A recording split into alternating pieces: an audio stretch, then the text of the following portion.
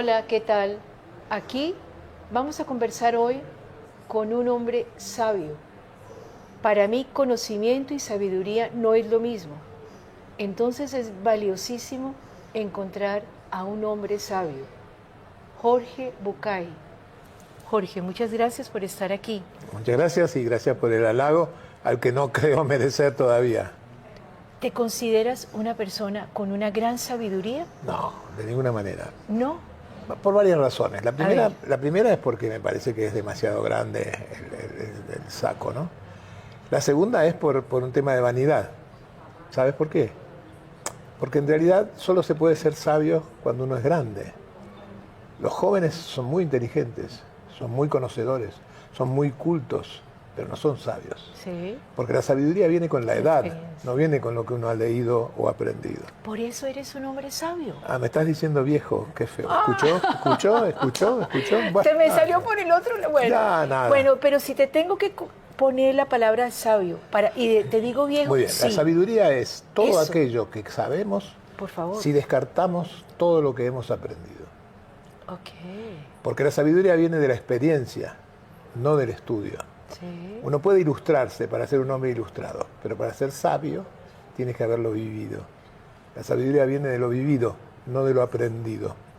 Entonces he vivido muchos años, he vivido muchas cosas y sobre todo he vivido muchas cosas sorprendentes, halagadoras, que me han llegado, yo creo, porque el buen Dios es bueno conmigo, porque en realidad yo no creo haber merecido tanto como se me dio. Pero se me ha dado mucho, en muchos lados, mucha gente que me ha dicho palabras que llevo en mi corazón para siempre. Y sobre todo, mucha gente que me ha dado las alegrías, la alegría que vengo a buscar aquí. ¿Sabes qué? ¿Sabes qué es lo que me da más alegría a mí? Ver los ojos que me leen. Ver los ojos que alguna vez me han leído a mí me llena de alegría. ¿Cuánta gente te ha leído en el mundo, Y Jorge? ¿Alguna vez has hecho, no sé si Sí, por vanidad, el cálculo? por vanidad. ¿Cuánta gente me ha Sí, leído? muchos. ¿Cuánta gente ha dicho, mi vida cambió por una palabra de los cuentos de Jorge, por algo? Bueno, eso no lo sé. Yo siempre digo, cuando la gente me dice, doctor, sus libros a mí me salvaron. Yo digo siempre, yo no te salvé, te salvaste tú, pero gracias por hacerme tu cómplice. A mí me Qué encanta lindo, ser cómplice de la qué gente que ha lindo crecido. eso, qué lindo. Pero la gente se salva sola o no se salva, ¿eh? Bueno, pero tener una guía, una luz que oriente, Jorge, eso es una responsabilidad muy grande. Mira, mis libros dicen, a mí me sirvió esto, aquí te lo comparto, ojalá te sirva a ti también. Pero depende de ti y no depende de mí. Tú eres el héroe que cambia tu vida. Tú eres la heroína que transforma tu existencia. Tú eres la que es capaz de decir que sí y decir que no.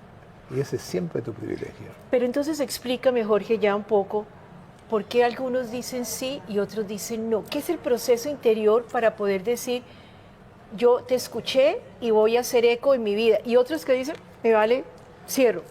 ¿Cuál es la diferencia? Si hubiera una sola razón, la psicología no existiría. Hay muchas razones, que la psicología intenta explicar. Pero una de ellas tiene que centrarse en los primeros 5 años de vida. Okay. Cuando papá y mamá te enseñaron, la mejor de las veces con las mejores intenciones, algunos rumbos equivocados. Okay. La sociedad en la que vivimos quiere que tú pertenezcas.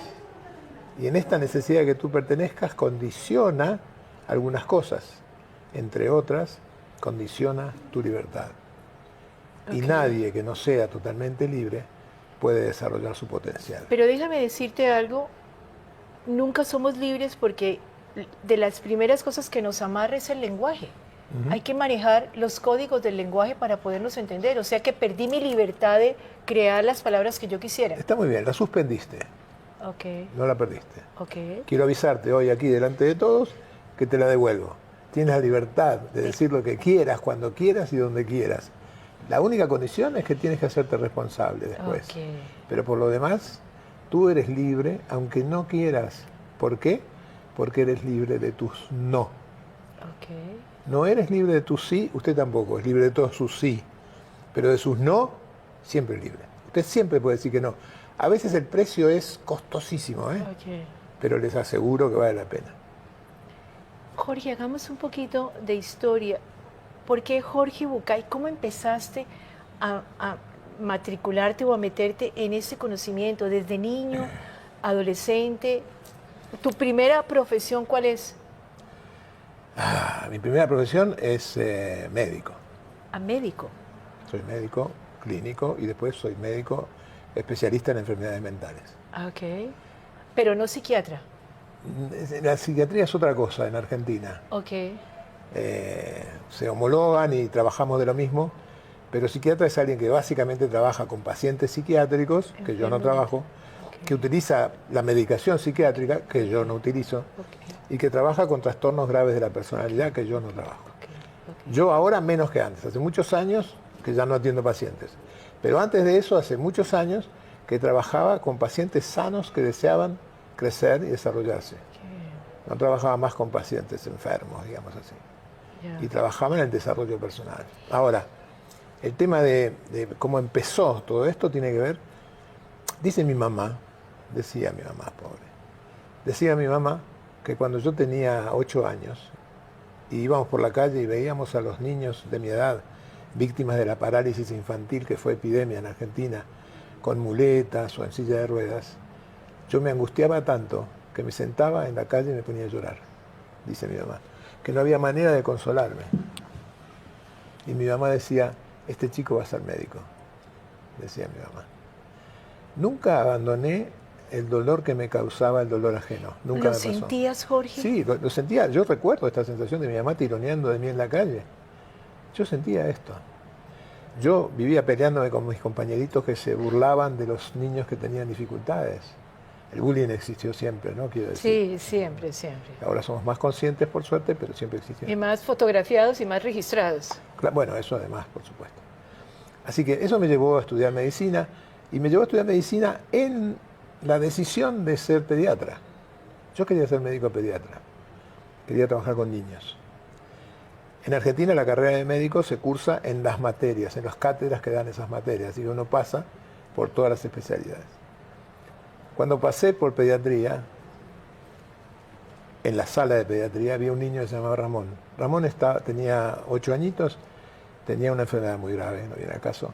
Estaba acompañado por la madre, pero estaba pasando muy mal. Y yo, que empatizaba mucho con los niños y que empaticé mucho más con este niño, nos hicimos amigos, como decía él. Y entonces le hacía juegos, le llevaba trucos de magia, le traía revistas, nos encariñamos mucho y la madre estaba muy agradecida y yo más agradecida. Y Ramón se murió en el hospital. Y yo sentí que una parte mía se moría con él. Y una parte mía se murió con él, porque yo pensé, yo no voy a aguantar esto como profesión. Yo no voy a aguantar encariñarme con los niños que se mueren, yo no lo voy a aguantar. Y entonces pensé, no quiero dejar de trabajar con niños, así que voy a hacer psiquiatría infantil, pensé. Porque así los chicos no se mueren, los puedo ayudar, pero no se van a morir de su trastorno, ¿no? Para hacer psiquiatría, les doy calidad de vida, pero no se mueren. Para hacer psiquiatría infantil en Argentina hay que ser psiquiatra primero. Así que me puse a ser psiquiatra, hice el curso de psiquiatría y empecé a trabajar como médico psiquiatra. Y me encantó y no me quise ir nunca más, me quedé trabajando con adultos. Así es la historia. Y después empecé a pensar que quería trabajar con pacientes sanos. Qué bien. Porque los pacientes psiquiátricos se atienden y tienen una vida normal. Los pacientes psicológicos no se curan tanto, pero uno puede devolverles calidad de vida. Fue un desafío importante. Y después llegaron a mi vida maneras de trabajar que eran muy confortantes para mí, muy agradables y muy buenas para la gente. Entonces, ¿cuál fue el primer libro que escribiste, Jorge? El primer libro que escribí se llama Cartas ¿Tienes 70? Para... ¿Cuántos? Tengo 34. ¿Cuál fue el primero entonces? El primero se llama Cartas para Claudia. Ah. Claudia es el nombre de mi hija. ¿Cuántos hijos tienes? ¿A tu hijo que es también psiquiatra conocido? Sí, Demián. ¿Tienes dos? Tengo hijos, sí, tengo dos. Okay. Tenía yo en un momento 2 libros, uno que se llamaba Cartas para Claudia y otro que se llamaba Recuentos para Demián. Okay. El tercer libro se iba a llamar Estupideces para Perla, que es mi esposa. Pero al final le cambiamos el título. Y siempre fue dirigido a supuestos pacientes encarnados en los nombres de mis hijos por amor y nada más. Pero en el prólogo del libro Carta para Claudia dice, escribo este libro no para mi hija Claudia, que tiene 8 años, sino para la mujer que ella va a ser cuando tenga 22. Qué bien. ¿Ese fue tu primer libro? Ese fue mi primer libro y el que... ¿Arrasó con todos los demás? No, el que arrasó fue Recuentos para Demián, que fue el segundo.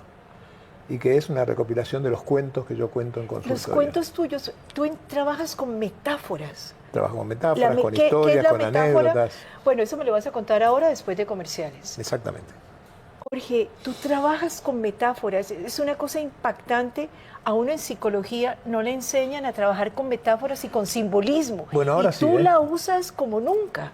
Bueno, afortunadamente, y alguna gente dice que por culpa mía, en la Facultad de Psicología en Buenos Aires, qué bien. Hay 2 materias que trabajan sobre la historia de los cuentos y el poder de los cuentos. Pero Qué no es bien. nuevo, ¿eh? Platón contaba mitos a sus alumnos, así que no es una novedad. Lo que pasa es que la gente ha descubierto esta fuerza. Un día llegaron al cielo 4 mujeres jóvenes. Ay, me encantan tus cuentos, me encantan. Y entonces el cancerbero, el que custodiaba la puerta, le dijo, ¿quiénes son? Y entonces las mujeres dijeron, soy la fe. Y la otra dijo, soy la sabiduría. Y la otra dijo, soy la juventud. Y la otra dijo, soy la música. Dice, no, identifíquense. Y la música agarró el arpa y tocó. Y la juventud se paró sobre una piedra y se puso a danzar, claro, se puso a bailar alegre. Y ¿La fe? Y la fe se arrodilló y se puso a rezar. Y la sabiduría se sentó en una piedra y contó un cuento. Qué bien. Y yo creo que eso es, los cuentos son estos, pero tampoco es un mérito personal, no. Los conozco por ti 2 en abuelos especial. varones y 2 abuelos mujeres. Los 2 abuelos varones nacieron en Siria y traían todas las historias de Medio Oriente con ellos. Y para cada cosa había una historia en mi casa. Mi abuela nació en el Yemen y traía costumbres que no tienen que ver con los cuentos, pero sí tienen que ver con sentarse alrededor de un fogón a dialogar. Mi papá, que en realidad tuvo que dejar de estudiar para darle de comer a su familia de origen, amaba leer, amaba leer. Tanto amaba leer que si había algo que a él lo apasionaba era el diario del domingo, el periódico del domingo, que venía con suplementos. Pero en mi casa, donde yo nací, no había dinero para pagar el diario todas las semanas. Así que mi padre tenía... ¿Puedo preguntar qué sientes? Me emocionó. Siempre me emociona esto. Un día conté esto delante de la persona que voy a referir y él también lloraba. Un escribano que vivía al lado de mi casa en Buenos Aires. Al lado. No éramos ricos porque el barrio era un barrio de gente pobre, era el barrio donde estaba el basurero municipal, pero él era bancario, tenía un buen pasar. Así que él recibía el periódico todos los domingos. Él había hecho un acuerdo con mi padre y entonces él se leía el periódico todo de punta a punta, él, y el lunes a la mañana le llevaba a mi papá el diario del domingo, que mi papá leía de punta a punta, ¿eh? No había una letra que no leyera. Todos los lunes era el día de él. Así como leía ese periódico, leía cualquier cosa. Y tenía esa misma intención con nosotros, porque para él la lectura era la puerta de la sabiduría que hablábamos antes. Y entonces mi hermano y yo siempre nos acordábamos, él nos decía, en esta casa no hay dinero para comprar la ropa de marca que ustedes quieren, y tampoco hay dinero para comprar los juguetes con baterías que ustedes quieren y merecen. Pero en esta casa, mientras yo tenga trabajo, siempre hay dinero para libros. Qué bien, Jorge, por Dios. Increíble, mi padre no era un hombre de una extremada cultura, pero esto era una postura. Y era cierto. El resultado fue que cuando llegaba Navidad, Año Nuevo o cumpleaños, nosotros no íbamos a la juguetería a buscar. ¿Para qué? Nos iba a decir que no. Pero nos íbamos a la librería a elegir el libro más caro de todos. Nos encantaban esos libros que se abrían y troquelaban, ¿te acuerdas? Cuando éramos chicos, que se levantaban las imágenes. Sí. Y esos eran nuestros juguetes. La habitación donde yo dormía con mi hermano el suelo estaba lleno de castillos y de dragones y de batallas, todos armados en el suelo, donde nosotros vivíamos en ese mundo de fantasía, porque mi papá ni preguntaba, decía dónde está, en qué librería, y a los 2 días pedía prestado, sacaba un crédito, pero el libro estaba ahí. Y es una fórmula Increíble. infalible además, ¿eh? Yo lo he hecho con mis nietos. Pero voy a hacer un salto de garrocha con el mundo de hoy. A ver. Y la tecnología, y las pantallas, y los celulares. Jorge, se está perdiendo, los niños se están perdiendo momentos maravillosos al no conectarse con la lectura. Yo creo que sí, pero creo que no hay, que la batalla está perdida, ¿eh? Lo siento mucho por decir esto, ¿eh? Pero es una batalla perdida, no se puede competir con esto. Si nosotros pudiéramos descubrir que en la lectura las imágenes son más lindas, entonces otro sería el cantar. Pero bueno, yo creo que hay que llevar a nuestros hijos, a nuestros nietos, a los educandos, a los jóvenes y a los no tan jóvenes, a descubrir el placer de la lectura. Y la palabra descubrir es una palabra mágica en mi vida, yo me dedico a eso, porque descubrir significa descubrir, sacar lo que cubre. Descubrir. Hay un placer oculto en todo lo que no significa las redes y la tecnología, pero está tapado por el bombardeo que significa todo lo que es en internet y qué sé yo, que es impresionantemente maravilloso, ojo. Se han salvado más vidas gracias a internet que gracias a los antibióticos. Es así. Así que es importantísimo que exista la internet y que exista la tecnología y va a seguir siendo importante y cada vez más. Hoy la medicina está pensando que quizás pueda conseguir prolongar la vida infinitamente porque se puede reemplazar cualquier órgano por otro órgano construido con una impresora digital. ¿El hígado no te funciona? Te hago un hígado nuevo. Jorge, ¿qué hay en el otro lado? La primera pregunta que voy a hacer solo para molestarte es ¿por qué pensar que es otro lado? Pero Okay, bueno, no importa. Perfecto, pero muy bien dicho. Pero supongo que te refieres a después... Trascender. La palabra, no sé, trascender, ¿qué significa? ¿Qué hay cuando trascendemos? Estando Noelia Paz en Colombia no me animo a contestarte eso. Pero siempre doy una respuesta que a nadie le gusta. A nadie le gusta. Hay gente que cree que uno sigue viviendo, hay gente que cree que uno se lo come gusano, hay gente que cree que uno reencarna, hay gente... Y cada uno tiene una idea. ¿Qué cree él que va a pasar? Son ideas diferentes. Yo tengo la respuesta, te voy a decir acá, en primicia para usted, no tengo ninguna duda de que es así. Cuando usted se muera, le va a pasar lo que usted cree que le va a pasar. Okay. A su vecino por ahí le pase otra cosa. ¿Por qué? Porque cree otra cosa. Pero a usted le va a pasar lo que usted cree que le va a pasar. Pero no es justo. Bueno, entonces cambie de idea, hombre. Si a usted no le gusta lo que le va a pasar, cambie de idea, ¿quién lo obliga? Pero eso creo yo. Qué bien. Creo que los que creen que se lo van a comer los gusanos, se lo van a comer los gusanos. Y creo que los que creen que van a reencarnar, Qué bien. Pero los que creen que se lo van a comer los gusanos, le molesta que al vecino no se lo coman los gusanos. Okay. No sé por qué. Pero eso es sabiduría, Jorge, porque es decir, creas tu vida. No está ella. La creas con el pensamiento, con la actitud, con la forma de vida. Amor de mi corazón, ¿tú sabes lo que quiere decir la palabra abracadabra? ¿Sabes? A ver, no, explícamelo. ¿Sabes que se usa para los magos? Sí, abracadabra. Los magos dicen abracadabra. Sí. Abracadabra significa yo creo con mi palabra. Okay. Creo de crear, no de creer.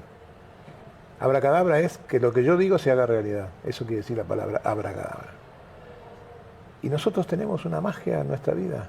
Y la magia consiste Jorgito, en yo te voy a poner un sombrero de mago y te voy a hacer metáforas, símbolos, la sabiduría que tienes. Eres mago, más que psiquiatra o algo, mago. ¿Eres mago? ¿Manejas magia? No, ilusionista en todo caso. Bueno, acepto, ilusionista. Pero ese es tu papel en el mundo.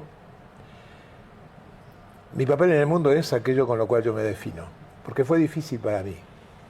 Cuando yo empecé a trascender un poquitito de mi entorno, me empezaban a preguntar, ¿pero usted qué es? ¿El psiquiatra, el médico, qué es? Y yo tenía problemas con esto, porque si yo decía que era médico psiquiatra, significaba que trabajaba con pacientes psiquiátricos. Si yo decía que era médico, significaba que yo curaba a la gente, porque eso quiere decir médico. Y yo, la verdad, no curo a nadie. En todo caso, quizá pueda ayudar a algunos a que se curen. Así que médico tampoco me iba. Psicoterapeuta no me sintonizaba. Psicoanalista no era, porque no hago psicoanálisis. Así que empecé a decir lo que digo siempre y desde entonces, que soy un ayudador profesional. Eso hago, soy un ayudador profesional. Me dedico a intentar a algunos, a ayudarlos a que se curen, y he hecho de esto mi profesión. Pero en definitiva manejas magia. La magia es el arte de transformar una vida, de transformar una sustancia, de transformar un elemento. Tú haces magia. Bueno, no, pero entiendo por qué lo dices. Yo no, lamentablemente, ¿no? Me gustaría mucho hacer magia, de verdad. Me gustaría. Cuando juego con mis nietos a hacerles magia, me dicen, lo tienes en la manga. No puedo engañar nunca. Así que no sé. Hay un poco de magia. Pero ¿sabes cuál es la magia? Mira tú, que voy a hablarte yo. La magia es la magia del amor. Ok. Hace mucho tiempo que yo sé que para poder ayudar a una persona tienes que sentir que te importa. Ok. ¿Y cómo se llama en el lenguaje cotidiano me importas? Se llama te quiero. Ok. Porque te quiero no quiere decir más que me importa de ti. Nada más y nada menos. Y el amor, pido disculpas a tanta gente que opina lo contrario, pero el amor es querer mucho a alguien. Nada más y nada menos. Y aquella persona que te conoce, que sabe que te gusta, que te trae como regalo un día el caramelo que a ti te gusta más, que se acuerda de tu cumpleaños, que sabe qué buscas en la vida, ese te quiere, aunque no te lo diga nunca. Y el otro, el que jura y perjura que te quiere y te manda cartas por todos lados, pero en realidad le importa un pimiento de ti, ese no te quiere, aunque sea tu padre, tu hermano, tu madre, tu pareja, tu hijo. No necesariamente queremos por sangre, por lazos consanguíneos. Hay que ganarse claro que o construir, ¿cómo sería? Claro, bueno, no queremos por lazos consanguíneos a pesar de que la sangre tira, y es verdad, ¿eh? Es verdad que la sangre tira.